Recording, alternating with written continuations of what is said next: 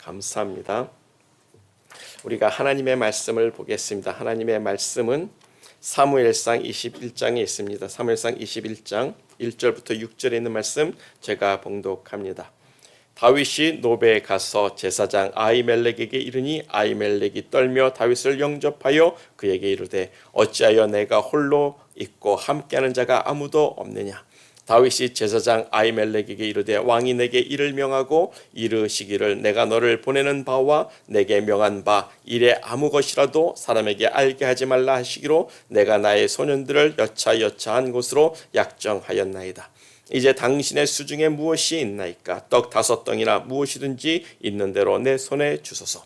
제사장이 다윗에게 대답하여 가로되 항용 떡은 내 수중에 없으나 일반 떡은 내 수중에 없으나 거룩한 떡은 있나니 그 소년들이 분열을 가까이만 아니하였다면 주리라. 다윗이 제사장에게 대답하여 가로되 우리가 참으로 3일 동안이나 분열을 가까이 하지 아니하였나이다. 나의 떠난 길이 보통 여행이라도 소년들의 그릇이 성결하겠거든 하물며 오늘날 그들의 그릇이 성결치 아니하겠나이까 하며 제사장이 그 거룩한 떡을 주었으니 거기는 진설병 곧 여호와 앞에 물려낸 떡밖에 없음이라. 이 떡은 더운 떡을 드리는 날에 물려낸 것이더라. 아멘. 여기까지 제가 봉독했습니다. 할렐루야. 하나님은 우리를 기뻐하십니다. 아멘.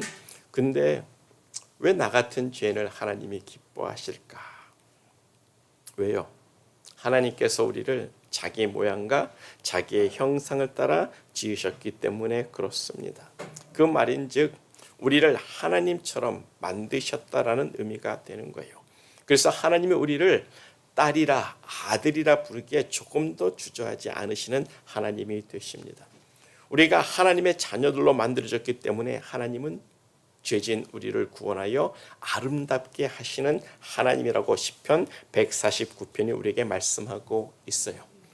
그런데 우리가 중요한 걸 잊으면 안 됩니다. 중요한 것은요, 하나님은 겸손한 자를 구원하여 아름답게 하시는 하나님이라는 거예요. 우리가 겸손해야 합니다. 그런데 우리는 우리 자신들을 만물의 영장이라고 하죠. 모든 만물보다 뛰어난 존재라는 뜻인데 이제는 과학이 발달해서 우주를 향해 날아가고 있는 시대란 말이에요. 지금 이 시대는 인간의 가장 뛰어남이 아주 두드러진 시대입니다. 그렇게 뛰어나니까 뭐예요? 이제는 하나님은 없다라고까지 이야기하는 시대가 되고 있는데 그것이 교만의 극치가 되고 있는 겁니다. 하나님을 믿고 있는 것이 참 겸손이라는 거예요. 우리가 만물의 영장이 된 것은 하나님이 우리를 그렇게 자기의 모양과 형상을 따라 지으셨기 때문일진데 하나님은 우리를 지으신 창조자이시고 우리의 주인이 되심을 우리는 기억하기를 축복합니다. 그래서 우리는요, 하나님 앞에 겸손해야 돼요. 겸손한 자는 하나님의 주권을 인정합니다. 그래서 하나님을 믿고 순종하는 것이 겸손일진데 하나님은 겸손한 자를 구원하사 하나님의 형상, 주님의 형상으로 우리를 다시 입혀주시고 회복시켜 주시는 거예요. 그 하나님 앞에 겸손한 사람 되기를 간절히 축복합니다. 그리고 오늘 본문의 말씀을 묵상하면 오늘 본문 이전에 있었던 말씀을 여러분 기억하실 겁니다. 다윗과 요나단의 맹세가 있었어요.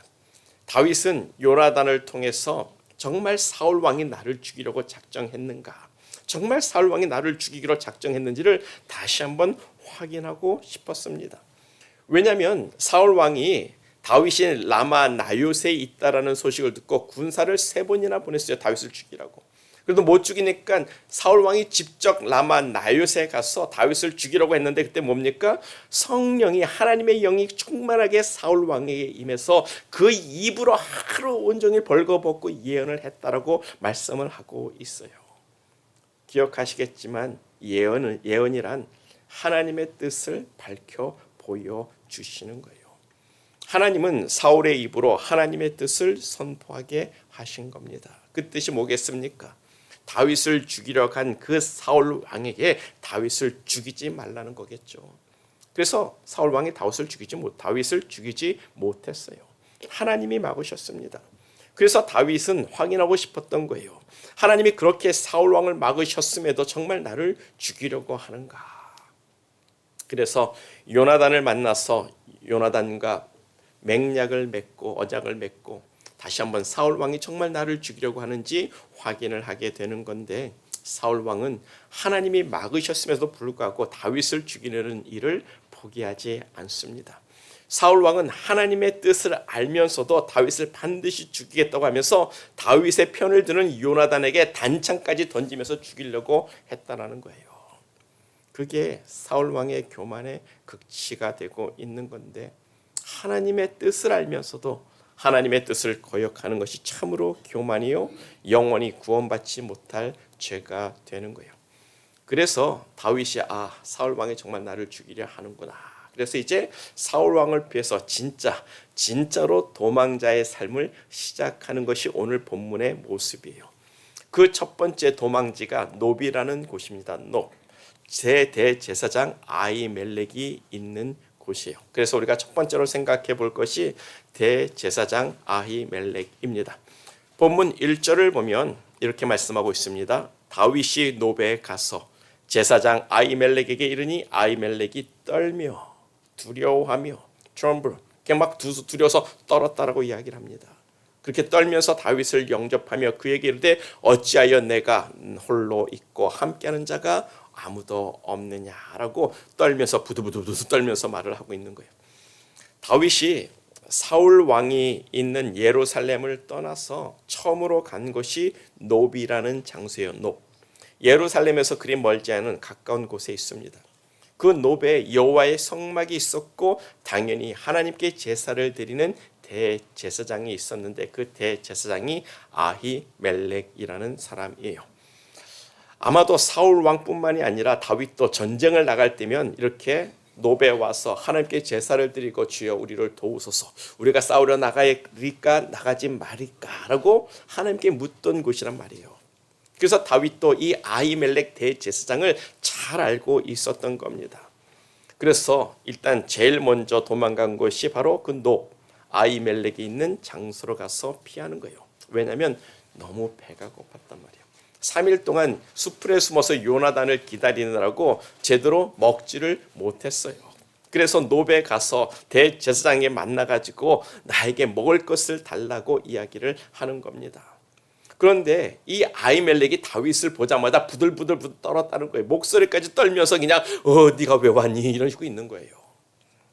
왜냐하면 다윗이 아히멜렉을 찾아간 것이 참으로 아히멜렉의 집안에는 진짜 풍지박살이 나는 일이 되는 겁니다. 사무엘상 22장을 보면 사울 왕이 아히멜렉을 불러가지고 다윗을 도운 일로 인해서 그 아히멜렉의 온 집안, 그 집안의 85명의 제사장들까지 다 죽여버립니다. 사울 왕이 하나님의 대제사장의 집안을 쑥대밭으로 만드는 거예요. 오직 그 아히멜렉의 그 자손들 중에 딱 어린 손자 하나만 살아남습니다. 그리고 모든 사람이 다 죽어요. 그 마지막 살아남은 그 한 사람이 아비아달이라고 나중에 다윗이 하나님의 대제사장으로 세우게 되는 사람이에요. 이것이 바로 아히멜렉이 다윗을 보자마자 부들부들 떨었던 이유라는 거예요. 대제사장 아히멜렉이 다윗을 보고 왜 떨었습니까? 다윗이 자기를 죽이고 자기 물건 뺏어갈까 봐요? 아니잖아요. 아히멜렉도 아는 겁니다. 사울 왕이 다윗을 죽이려고 작정하고 지금 찾고 있는데 다윗이 내게 찾아왔다라는 거예요. 아히멜렉이 다윗을 돕게 되면 사울 왕한테 죽을 것을 뻔히 알고 있었던 겁니다. 그것도 다윗을 다 알고 있는 거예요. 그렇다고 사울 왕에게 죄 없는 다윗을 신고할 수도 없는 것 아닙니까? 그래서 그 자기의 시츄에이션을 보고 부들부들 떠는 거예요. 내가 다윗을 영접했다가 나도 죽을 수 있는데. 다윗도 그것을 잘 알고 있는 거예요. 벌써 이 제사장의 목소리가 부들부들 떨면서 네가 왜 왔니? 라고 이야기할 때 이 사람이 겁먹고 있구나. 다윗도 알았어요. 그래서 다윗이 거짓말을 합니다. 본문 2절이에요. 내가 왕의 명령을 받고 지금 가는 길인데 사람에게 아무도 알리지 말라고 해서 왕의 특명을 받았기 때문에 나와 함께하는 자들이 지금 다른 데서 만나기로 약정되어 있습니다. 거짓말이잖아요. 무슨 왕의 명령은 무슨 개뿔 왕을 피해서 도망가고 있는 것 아닙니까? 그래서 내가 급하게 왕의 명령을 받고 가느라고 먹지도 못하고 왔으니까 나에게 떡 5개를 달라고 다윗이 요구를 하는 건데, 즉 나는 왕의 명령을 행하고 있습니다라고 말하고 있는 거예요. 그러면 다윗이 그렇게 말하면 나중에 아히멜렉이 사울 왕을 만나서 면책을 받을 때 변명할 말이 있는 거 아닙니까? 그때 다윗이 말하기를 왕의 명령, 특명을 받고 지금 왕의 명령을 수행하러 가다가 배고파서 둘러서 빵 달라고 해서 빵을 줬습니다 라고 할 말을 다윗이 만들어 주는 거예요. 이게 다윗의 지혜입니다. 다윗이 가지고 있는 센스예요. 그런데 뭡니까? 다윗의 지혜대로 되지 않았어요. 아히멜렉의 온 집안이 다윗을 도왔다는 이유로 85명 아들이야, 자기 가족입니다. 85명의 제사장을 그 자리에서 다 죽여 몰살시켜요. 하나님의 대제사장 집안인데도 말입니다. 왜요? 왜 하나님이 선한 대제사장 아히멜렉의 집안을 돕지 않았을까요? 하나님의 대제사장 집안이잖아요. 라만 라이롯에 갔을 때 일어났던 것처럼 하나님의 영이 그 사울 왕과 그 모든 사람들에게 임해가지고 막 예언을 하게 하므로 하나님께서 하나님의 뜻을 선포하고 죽이지 말라 할 수 있는 것 아닙니까? 사무엘 선지자는 그렇게 하나님이 살리셨잖아요. 하나님이 아히멜렉의 대제사장의 집안을 구원할 수가 없었던 걸까요? 어떻게 하나님의 대제사장 집안인데 그 집안의 85명의 그 아들들이, 자손들이, 제사장들이 다 죽습니까? 그날에 한 집안이 몰살을 당해버렸어요. 왜요? 아히멜렉은 엘리 대제사장의 증손자입니다. 여러분 엘리 제사장 아시죠? 사무엘 1장에 나오는 대제사장입니다. 그 엘리 대제사장의 2 아들이 있었는데 아주 개차반 제사장들이었어요. 하나님의 제사를 우습게 여겨서 하나님께 바쳐진 고기를 삶아야 되는데 삶기 전에 그냥 툭 건져가서 나는 구워 먹겠다 그러고 가져갑니다. 그리고는 하나님의 성전에서 수종도는 여인들과 음란하고 행음을 해버리는 거예요. 아주 막 나가는 엘리 제사장의 2 아들이 그런 아들이 있었어요. 그래서 하나님이 엘리 제사장에게 나타나서 책망을 하셨습니다. 어찌하여 너는 나보다 너의 아들을 중하게 여겨서 내 제사를 업신여기는 것을 내버려 두느냐. 나는 나를 존중히 여기는 자를 존중히 여기고 나를 멸시하는 자를 내가 경멸히 여기겠다고 하시면서 하나님이 엘리 집안에 심판을 명하십니다. 엘리 집안의 어른이 하나도 없게 되는 날이 이를 것이니라. 사무엘상 2장에 있는 하나님의 말씀이에요. 하나님이 그 엘리 제사장 집안을 그렇게 심판하실 것을 이미 명하셨던 거예요. 그 심판의 날이 바로 오늘 다윗이 그 엘리 집안의 자손 아히멜렉의 집에 도착한 것이 바로 그 날의 시작이 되는 겁니다. 그리고 하나님의 심판이 임해서 오직 어린 아들 하나만 살고 나머지는 다 죽게 되는 거예요. 그리고 그 남은 그 어린 아들도 솔로몬 왕 때 완전히 파면을 당해서 쫓겨나게 되는 거예요. 우리는 이런 말씀을 통해서 기억하고 알아야 되는 거예요. 하나님의 말씀은 반드시 이루어진다는 겁니다.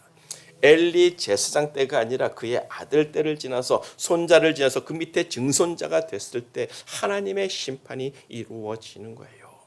때로는 하나님의 말씀을 이루어지는 것이 늦어질 수도 있고 우리 생각이 늦어지기 때문에 안 일어날 거라고 생각할 수도 있지만 하나님의 말씀은 반드시 이루어진다라는 겁니다. 그래서 사무엘상 22장 18절과 19절에 있는 이런 말씀이 있어요. 왕이 도액에게 이르되 너는 돌이켜 제사장들을 죽이라 하매 에돔 사람 도액이 돌이켜 제사장들을 쳐서 그날에 세마포 입은 자 즉 제사장들을 85인을 죽였고 제사장의 성읍인 노베 남녀와 아이들과 젖 먹는 자들과 소와 나귀와 양을 칼로 쳤더라. 이렇게 하나님의 심판은 이루어지는 거예요. 하나님의 말씀은 이렇게 이루어지는 겁니다. 아히멜렉이 다윗을 도와주고 사울 왕에게 신고하지 않았다고 사울 왕이 도액이라는 사람을 시켜서 엘리 제사장의 집안의 모든 제사장들 혈육을 다 죽여버리는 거예요. 그리고 그들이 사는 마을의 동네까지 가가지고 그 처자와 자녀들과 모든 혈족들을 다 죽여버리는 겁니다. 그 마을의 온 사람들을 죽여버리는 거예요. 그리고는 뭐예요? 가축들도 다 죽이는 겁니다. 소와 나귀와 양까지 다 죽이는 거예요. 이렇게 한 것을 보면 사울 왕이 얼마나 분노했는지 상상이 되시죠. 근데 이거는요, 사울 왕의 분노가 아니라 하나님의 분노란 말이에요. 나를 경멸한 자를 나를 우습게 여긴 자를 내가 경멸하리라. 그래서 하나님이 그 집안의 씨를 아주 그냥 하나만 남겨놓고 다 없애버린 겁니다. 이렇게까지 그 마을 사람들을 다 죽이고 가축까지 죽인 것이 여러분 어떤 거라고 생각하십니까? 혹시 기억나는 거 없습니까? 하나님께서 아멜렉 족속을 심판하실 때 뭐라고 명하셨어요? 그 아멜렉 족속을 진멸하라. 남녀노소 할 것 없이 다 죽이고 그들의 소와 양과 낙타도 다 죽이라고 그 하나님이 명하셨던 그 심판을 지금 사울 왕이 엘리 제사장 집안에게 행하고 있는 거예요. 그래서 이것은 사울 왕의 심판이 아니라 하나님의 심판이고 사울 왕의 분노가 아니라 하나님의 분노가 되고 있습니다. 하나님을 멸시한 엘리 제사장 집안을 하나님이 아멜렉 족수처럼 여기고 하나님이 심판을 행하신 모습을 우리에게 보여주고 있는 거예요. 그러므로 하나님의 분노, 하나님의 심판은 반드시 이루어집니다. 이미 하나님은 이 세상을 향한 하나님의 분노를 말씀하셨고 심판을 정하셨어요. 하나님을 우습게 여기는 자에 대한 하나님의 분노가 그렇게 무서울진데 하나님은 하나님을 우습게 여기는 이 세상을 향해 심판을 정하셨단 말입니다. 그 심판도 우리 세대는 아니겠죠. maybe 다음 세대일 수도 있습니다. 더 늦을 수도 있겠죠. 우리는 언제 일어날지 모르지만 그 심판도 언젠가 반드시 이루어질 것이며 이분 죽은 자를 하나님께서 부활시켜서 두 번째 부활로 다시 살려서 백보자에서 심판해가지고 지옥불에 던지시는 하나님이라고 생각할 때 이 하나님의 심판이 얼마나 두려운지를 우리는 깨달아야 되는 거예요. 예수 믿읍시다. 겸손하게 예수 믿읍시다. 하나님을 경외하는 사람 되기를 간절히 축복합니다. 하나님의 심판은 반드시 이루어질 것을 우리에게 말씀하고 있는 건데 오늘도 우리가 겸손하기 위해서 우리의 죄를 회개하며 하나님 앞에 서야 되는 거예요. 죄를 회개하는 자가 하나님 앞에 우리의 죄된 모습을 밝혀 고백하는 자가 겸손한 자일진데 하나님은 겸손한 자를 구원하사 아름답게 하시는 하나님이라고 말씀하고 있습니다. 그것을 반대로 말하면 교만하여 하나님을 우습게 여기는 자는 하나님이 심판하사 아주 어그리하게 만드신다라는 의미가 되고 있는 거예요. 그 증거가 천국과 지옥 형벌로 나눠질진데 우리는 겸손히 하나님을 믿는 사람 되기를 축복합니다. 하나님의 주권을 인정하십시오. 하나님이 우리를 만드셨음을 우리가 고백하고 하나님을 주인 삼기를 축복합니다. 그리고 하나님의 말씀을 경외합시다. 이것이 우리가 가진 믿음의 본질이 돼야 하는 거예요. 우리는 하나님을 경외하고 하나님의 말씀을 믿고 순종해야 합니다. 그러나 우리가 하나님을 우습게 여겨 신앙생활을 하면 엘리 제사장 집안처럼 되는 겁니다. 두려워하세요.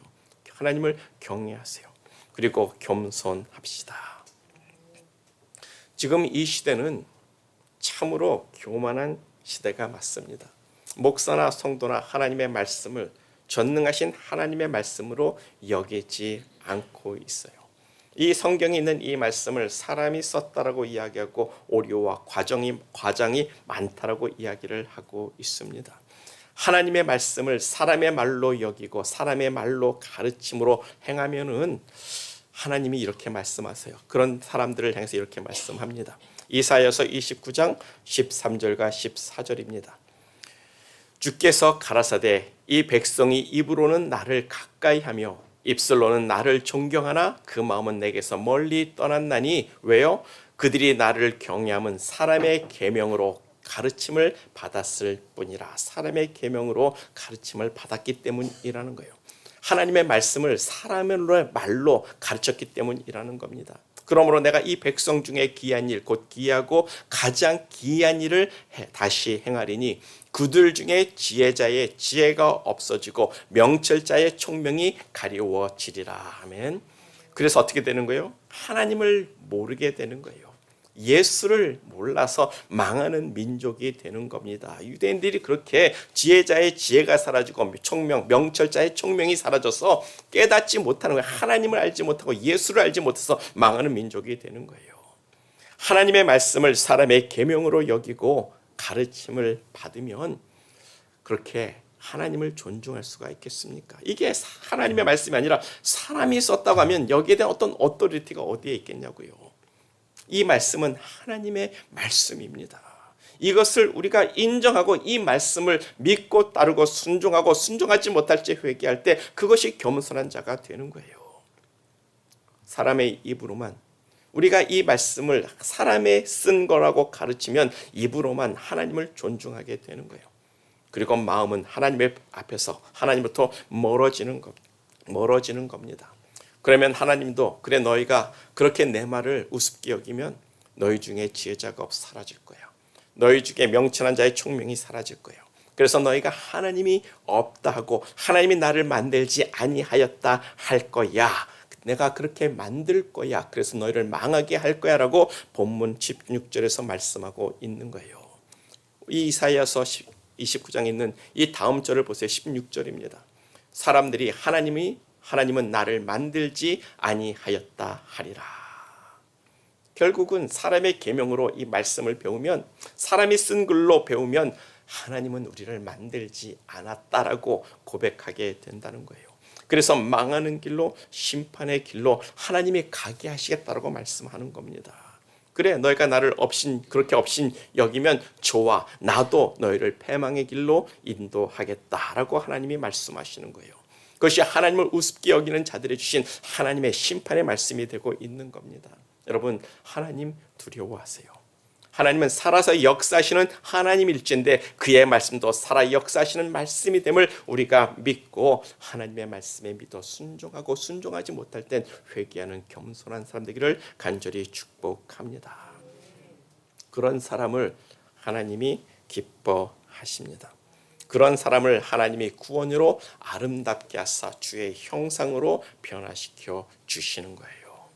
우리가 날마다 그 주의 형상으로 변화받는 주님이 오시는 그날을 소망하며 오늘도 믿음으로 살 수 있는 저와 우리 모두가 되기를 간절히 축복합니다. 그래서 두 번째로 생각해 볼 것이 거룩한 떡입니다. 거룩한 떡. 거룩한 떡의 의미를 생각해 보게 되는데 본문 3절을 보면 이제 당신의 수중에 무엇이 있나이까 떡 5덩이나 무엇이든지 있는 대로 내게 주소서라고 이야기해요. 다윗은 3일 동안 수풀에 숨어가지고 요나단이 와서 아버지가 나를 죽이려 하는지 아니하는지를 알려주기까지 기다렸습니다. 그러니까 먹은 것이 제대로 없겠죠. 그래서 배고프니까 당장에 먹을 걸 달라고 요구하는 건데 본문 4절을 보면 아히멜렉은 다윗에게 줄 보통 일반 떡은 없다라고 말씀합니다. 여기서 보통 떡이라면 일반 사람이 그냥 먹는 떡이에요. 먹는 빵입니다. 그런데 거룩한 떡은 있다고 합니다. 여기서 거룩한 떡은 하나님의 성전에 매일 아침마다 올리는 떡을 이야기하는 거예요. 그것을 진설병이라고 합니다. 진설병, 진열해 놓는다 해서 진설병이에요. 매일 아침에 이스라엘의 12지파를 위해서 12개 떡을 만들어요. 12개 떡을 만들어서 6개씩 두 줄로 이렇게 6개씩 쌓아 올렸습니다. 근데 떡 크기가 생각보다 아주 커요. 떡 하나 만드는데 고네바 가루 4.6리터를 사용합니다. 그러니까는 그냥 피자 떡을 좀 크다는 거예요. 크다란 떡이 6개, 그러니까 6개씩 12개를 쌓아 올리는 겁니다. 그리고 아침에 올린 떡은 그날 저녁에 물리는데 그 떡은 오직 율법적으로 제사장만 먹을 수 있는 떡이에요. 일반 사람은 먹을 수가 없는 떡입니다. 그 진설병이란 그 이름의 뜻을 생각해 보면 히브리 말로 레헴판이라고 이야기를 해요. 레헴판이 해석하면 면전의 떡입니다. 면전의 떡. 누구의 떡입니까? 누구 면전입니까? 하나님께 바쳐진 거니까 하나님 면전에 드린 떡이라는 거예요. 그런데 레헴판이 할 때 이 판이라는 뜻이 하나님의 임재, 신의 임재를 이야기할 때 사용하는 단어예요. 그래서 영어로 에피판이라는 단어가 나오는데 하나님의 임재, 신적 임재를 의미하는 단어입니다. 그러니까 진설병이란 하나님 앞에, 하나님의 면전 앞에 드려진 떡이라는 의미와 하나님의 임재하심의 떡이라는 두 가지 의미를 우리가 생각해 볼 수가 있어요. 거룩한 떡은 하나님의 면전 앞에 드려진 떡이라는 것과 그리고 하나님의 임재를 의미하는 떡이 되고 있습니다. 그러면 이 떡이 상징하는 바가 무엇인지 여러분 상상이 되십니까? 하나님 앞에 계셨고 이제 우리에게 임재하신 예수 그리스도를 상징하는 떡이 되고 있는 거예요. 그래서 거룩한 떡입니다. 이 떡은 율법 시대는요, 일반 사람, 보통 사람은 먹을 수가 없습니다. 오직 하나님의 일을 행하는 제사장들만 먹을 수 있는 떡이에요. 율법이 그렇게 정하고 있는 겁니다. 그런데 지금 아히멜렉 대제사장이라는 사람이 감히 그 거룩한 떡을 일반 사람인 다윗에게 주겠다는 거예요. 아니, 대제사장 아히멜렉이 미친 것 아닙니까? 스스로 율법을 어기면서 다윗에게 그 떡을 주겠다는 거예요. 다윗도 미쳤습니다. 내가 여인을 가까이 하지 않았으니까 내가 그 떡 받겠습니다 라고 이야기를 하고 있는 거예요. 이 두 사람이 합심해서 서로 하나님의 율법을 어기겠다라고 말하고 있는 거예요. 왜요? 왜 율법을 어기는 일에 서로 합심하고 있는 겁니까? 다 이유가 있겠죠. 하나님께서 우리에게 주시는 상징적인 의미가 있는 거예요. 그래서 먼저 마태복음 12장 3절과 4절을 보면 예수님의 제자들이 안식일에 밀밭 사이를 지나다가 배가 고프니까 이삭을 잘라 먹어요. 안식일에 먹으면 안 되는데 그걸 뜯어가지고 풀어서 까가지고 먹었습니다. 그러니까 추수를 한 거 아니에요. 그것을 본 바리새인들이 예수님의 제자들이 감히 안식일 날에 곡식을 베어 먹었다고 당신의 제자들은 율법도 지키지 않습니까? 라고 막 예수님께 질문하고 도전을 해오는 거예요. 그러니까 예수님께서 바로 오늘 본문 다윗이 진설병을 먹은 것을 가지고 예를 들어 설명하시는 것이 마태복음 12장 3절과 4절의 말씀이 되고 있어요.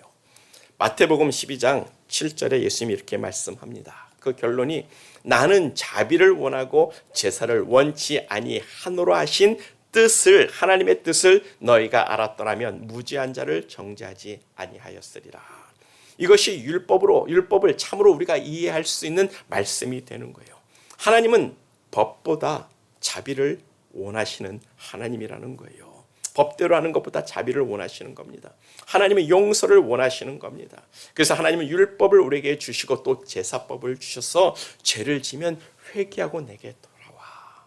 네 율법의 14가지 율법을 지키다가 실패하고 죄 지면 다시 너희가 번제 드리고 제사하고 내게로 돌아와. 회개할 수 있는 길을 열어주시는 거예요. 용서받는 길을 열어주신 겁니다. 자비를 베푸는 것이 제사의 참 의미가 되는 겁니다. 그런데 유대인들은 율법을 지키고 제사법을 지켜야 하지만 그보다 그 더 중요한 의미, 제사의 의미를 잃어버렸다는 거예요. 제사를 드릴 땐 우리가 하나님 나를 용서해 달라고 소를 잡아서 피를 흘려서 하나님께 드리면서 내 죄는 사하여 주시옵소서라고 하는 건데 자기 죄는 사하겠다고 하나님께 용서를 구하면서 저 사람의 죄는 용서를 못하는 거. 그게 하나님이 말씀하는 거예요. 내가 원하는 것은 자비를 원하고 제사를 원하지 아니한다는 하나님의 뜻입니다. 너희가 제사를 드리면 네가 용서받기를 원하면 너도 용서해야 될 거 아니야. 자비를 베풀어야 될 거 아니야. 그 말씀을 해주고 있는 거예요. 법대로 하는 것도 참 중요하지만 그보다 더 큰 법이 사랑의 법이 있습니다. 그것을 모르면 율법도 제사도 모르고 그저 정죄하기만 하는 거예요. 법보다 자비가 먼저 우선시돼야 할 것을 예수님이 말씀하고 있는 줄 믿습니다. 그래서 하나님이 율법을 주셨지만 우리에게도 자비를 베푸사 우리를 위해서 독생자 예수 그리스도를 이 땅에 보내주시는 것 아닙니까? 그 자비를 인하여 그 하나님을 사랑이라고 우리가 말씀하고 있는 줄 믿습니다. 대제사장 아히멜렉도 그 하나님의 마음을 알았기 때문에 배고픈 다윗에게 거룩한 떡으로 자비를 베푸는 거예요. 다윗도 그 하나님의 마음을 알았기 때문에 하나님의 자비하심을 믿고 그 떡을 먹게 되는 겁니다. 우리는 율법도 중요하고 하나님의 말씀도 참 중요한 것을 압니다. 그러나 그보다 더 중요한 것은 자비고 용서하고 사랑을 베풀어 주는 거예요. 사랑은 허다한 죄를 덮습니다. 사랑은 하나님의 이미지고 하나님의 성품이라고 할 때 우리도 사랑을 줄 수 있는 그런 사람 되기를 간절히 축복합니다. 그래서 예수님이 우리에게 한 가지 율법을 주셨어요. 새 법을 주셨습니다. 뭐죠? 서로 사랑하라. 너희가 서로 사랑하면 내 제자인 줄 알리라. 너희가 서로 사랑하면 율법을 다 이룬 것이라고 말씀하고 있는 거예요. 그래서 율법의 강령은 사랑이니라 라고 우리에게 말씀하고 있습니다. 그러나 우리가 사랑하지 못하면, 용서하지 못하면, 자비를 베풀어 주지 못하면 율법을 어긴 자와 같고 우리가 서로 사랑하면 율법을 지킨 것과 같다. 이 말씀을 기억하기를 원합니다. 그래서 한 주 동안 마태복음 12장 7절의 말씀을 묵상할진데 우리가 자비를 베푸는 것이 얼마나 중요한지를 묵상할 수 있는 저와 우리 모두가 되기를 간절히 축복합니다.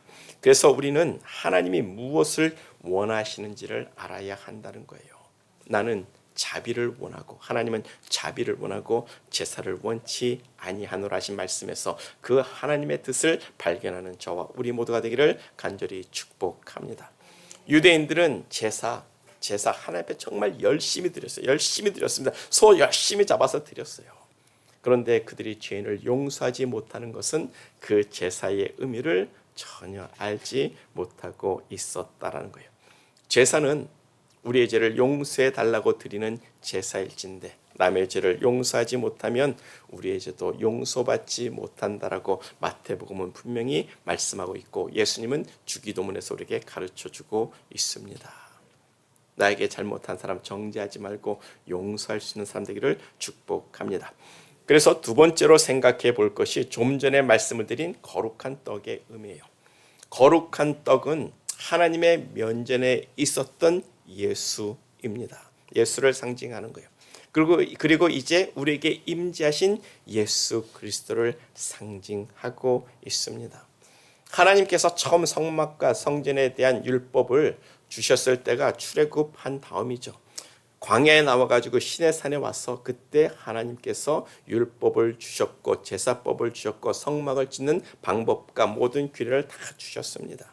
그 당시 유대인들이 광야에 나와서 그들이 가지고 하나님께 떡을 만들어 드릴 밀가루가 있었을까요? 없었어요. 부족했습니다. 그래서 하나님 앞에 배고프다고 우리가 그 떡가마 앞에서 떡가마 먹던 날이 너무너무 그립다고 왜 우리를 광야로 끌고 나오냐고 하나님께 원망해서 하나님께서 하늘에서 떡가루를 열심히 내려주셨어요. 여러분 아시죠? 그게 바로 만나라고 이야기를 합니다. 만나. 그 만나를 가지고 하늘에서 내려온 떡을 가지고 진설병을 만들었을 겁니다. 그렇죠? 이 만나가 상징하는 바가 뭡니까? 예수 그리스도입니다. 요한복음 6장 33절을 보면 하나님의 떡은 하늘에서 내려 세상에 생명을 주는 것이니라. 이 만나가 상징하는 것이 우리에게 임하고 내려오신 예수 그리스도를 의미하고 있는 거예요. 생명의 떡이신 예수입니다. 예수님의 말씀이 뭐예요? 그래서 나는 하늘에서 내려온 리빙 브레드, 산떡이라고 말씀을 하시는 거예요. 그런 의미에서 예수님은 하나님의 면전에 있었던 리빙 브레드, 산떡이라는 거예요. 그 산떡이 다시 이제 우리에게 임재의 떡으로 우리에게 오셨다라는 겁니다. 그런 의미에서 예수님은 하나님의 면전에 있었던 생명의 떡이었고 이제는 우리 가운데 함께 하신 생명의 떡이 되어 주신 거예요. 예수는 하늘에서 내려온 우리의 생명의 떡입니다. 아멘. 그래서 우리는 예수를 먹어야 사는 거예요. 진설병은 예수님이 이 땅에 생명의 떡으로 임재하실 것을 우리에게 상징해 주고 있는 말씀이 되고 있는 거예요. 거룩한 떡이 되고 있는 겁니다. 그래서 다윗이 그렇게 진설병을 먹었다는 것은 하나님 앞에 선 예수님을 먹었다는 거예요. 다윗이 그렇게 진설병을 먹었다는 것은 자신에게 임재하시는 예수를 만나는 축복을 의미하고 있는 겁니다. 그래서 우리도 하나님의 면전에서부터 우리에게 임재하신 예수님의 살과 피를 먹어야 산다라는 거예요. 그것을 상징하고 있는 바가 뭡니까? 성찬 예식이라는 겁니다. 여러분 성찬 예식 우습게 여기지 마세요. 그거 우리가 사는 길이에요. 우리가 상징적인 의미지만 우리가 그 예수의 살과 피를 먹어야 산다라고 그것을 우리에게 가르쳐주고 있는 줄 믿습니다. 우리가 성찬 예식을 통해서 예수님의 살과 피를 먹고 예수님과 함께 영원히 사는 것을 믿는 줄 믿습니다. 그것이 바로 성찬의 의미일진데 다윗은 그것을 예수님이 이 땅에 오시기 전 900년 전에 이미 이 하나님의 거룩한 떡을 먹음으로 경험한 사람이 되는 거예요. 그리고 창세기 14장을 보면 멜기세덱이 떡과 포도주를 가지고 나와서 아브라함을 축복하는 장면이 나옵니다. 성경은 멜기세덱을 영원한 하나님의 대제사장이라고 소개를 하고 있습니다. 히브리에서 보면 이 멜기세덱을 하나님의 아들과 같았다라고 이야기해요. 그래서 신학적으로 멜기세덱, 구약의 성경에서 나오는 딱 2번 나오는 그 멜기세덱을 예수님이라고 우리는 믿고 있습니다. 예수님이 이 땅에 육신을 입고 오시기 전 하늘의 제사장으로 계셨던 예수님이 아브라함에게 만나서 이미 떡과 포도주로 아브라함을 축복했다라는 거예요. 여러분, 그 떡과 포도주가 무엇을 의미하는지 알고 계시잖아요. 예수님의 살과 피를 의미하고 있는 겁니다. 그런 의미에서 아브라함도 우리들처럼 우리보다 이미 4000년 전에 예수 그리스도로 말미암아 그의 살과 피로 축복을 받은 사람이라는 거예요. 우리보다도 먼저 성찬 예식을 행한 사람이 되는 겁니다. 멜기세덱이 떡과 포도주를 가지고 와서 아브라함을 축복했다고 하잖아요. 아브라함은 예수의 살과 피로 이미 축복받은 사람이라는 겁니다. 우리보다 앞서서 4000년 전에 성찬 예식을 행했던 사람이 바로 아브라함이라는 거예요. 그렇게 다윗과 아브라함이 거룩한 떡이신 예수님의 살을 먹고 예수님과 함께한 사람일진데 그 예수를 경험한 그들의 그 이후의 삶은 완전히 달라집니다. 아브라함은 믿음의 조상이 되었고요. 다윗은 믿음의 왕이 되었습니다. 오직 성경에서 멜기데색을 논하는 사람이 딱 2명 있는데 누구예요? 아브라함과 다윗입니다. 시편 110편에서요. 다윗과 아브라함은 예수를 알았고 이미 복받은 사람들이 되는 겁니다. 다윗이 그렇게 임재의 떡을 먹고 예수님과 함께 도망자의 삶을 시작하게 되는 거예요. 그래서 시편 110편을 보면 다윗이 이렇게 고백합니다. 예수님을 나의 주, 나의 아도나이라고 고백을 하는 거예요. 시편 110편 1절입니다. 다윗이 고백하는데 여호와께서 내 주에게 말씀하시기를 내가 너의 원수들로 너의 발판이 되게 하기까지 너는 내 우편에 앉아 있으라. 여호와께서 말씀하셨도다. 아멘. 지금 다윗이 고백하는 거예요. 여호와께서 나의 주에게 말씀하셨다는 겁니다. 여호와가 다윗의 주 아도나에게 말하기를 너는 내 우편에 앉아 있으라. 또 말하기를 여호와가 시온에서 주의 권능의 교 왕의 지팡이를 보내시리니 나의 주 아도나이는 영원히 다스리소서. 여호와께서 다윗의 주에게 말씀하시는 겁니다. 시편 110편 4절이에요. 너는 멜기세덱의 반차를 쫓아 영원한 제사장이라 하셨도다. 아멘. 누구예요? 누구에게 이야기하는 겁니까? 다윗의 주가 누구입니까? 여호와께서 다윗의 주에게 이야기하는데 멜기세덱의 반차를 따라 영원한 제사장이 되신 사람이 누구예요? 예수 그리스도 아닙니까? 다윗은 이 예수를 이미 알았어요. 예수를 나의 아도나이, 나의 주라고 고백하고 있습니다. 그가 이 거룩한 떡을 먹고 난 이후의 고백이 되겠죠. 어린 청소년이 갓 결혼한 한 청년이 이 하나님에 대한 시편을 쓴 게 그때가 아니라 시간이 지나고 흘러서 썼을 거예요. 거룩한 떡, 임재 떡을 먹으면서 하나님을 경험하고 예수님을 경험하면서 이 고백을 하는 것 아니겠습니까? 다윗은 그렇게 예수님이 이 땅에 오시기 전 900년 전에 예수를 알았고 예수를 주로 삼았고 예수를 섬기는 겸손한 사람이었다는 거예요. 하나님은 거룩한 떡, 하나님의 면전에서부터 있었던 그 생명의 떡을 먹고 자신에게 임재하신 그 거룩한 떡을 통해서 다윗은 예수님을 알고 예수님과 함께 도망자의 삶을 시작하고 있습니다. 그것이 다윗이 율법을 어기면서까지 진설병을 먹어야 했던 이유가 아닐까, 저는 그렇게 생각해요. 그리고 이제는 우리가 그 성찬 예식을 통해서 예수의 살과 피를 마셔야 하는 이유입니다. 예수의 살과 피를 먹지 않으면 우리는 예수님하고 상관이 없는 사람들이 되는 거예요.